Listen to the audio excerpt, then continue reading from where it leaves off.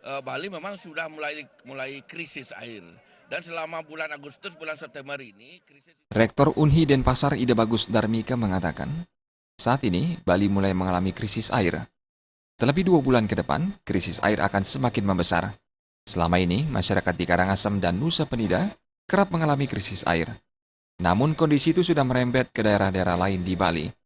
Krisis air terjadi karena faktor pertumbuhan penduduk dan pariwisata, serta air hujan tidak bisa tertahan di tanah dan langsung menuju laut. Sekitar 500 sumber air di Bali sudah mulai menghilang. Selain itu, sektor pariwisata juga dinilai paling boros terhadap penggunaan air. Alhasil, ketersediaan air tanah kian berkurang. Kalau dalam konteks sekarang ini, memang kita sangat boros dengan air, sangat boros. Pariwisata itu sangat boros air. Jadi air yang kita kelola di datar ini cuma 2,5%. Karena 2,5% itu kita boros dengan air, maka itu menjadi persoalan ke depannya. Kita sekarang sudah mulai beli air kan. Kita tidak hanya berebut dengan penduduk yang lain, tapi juga berebut dengan binatang juga air. Kemudian juga saya kira dengan menanam tumbuh-tumbuhan itu air bisa tertahan, oksigen kita dapat.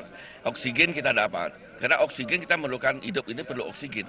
Darmika mengatakan, ke depan perlu dilakukan proteksi terhadap air dengan melakukan konservasi air oleh semua lapisan masyarakat. Di antaranya melalui penanaman pohon sehingga air bisa terserap dan tertahan di tanah. Perlu juga regulasi khusus pemerintah untuk menyelamatkan keberadaan sumber air di Bali. Rais Wantara dan Joko Andika, Bali TV.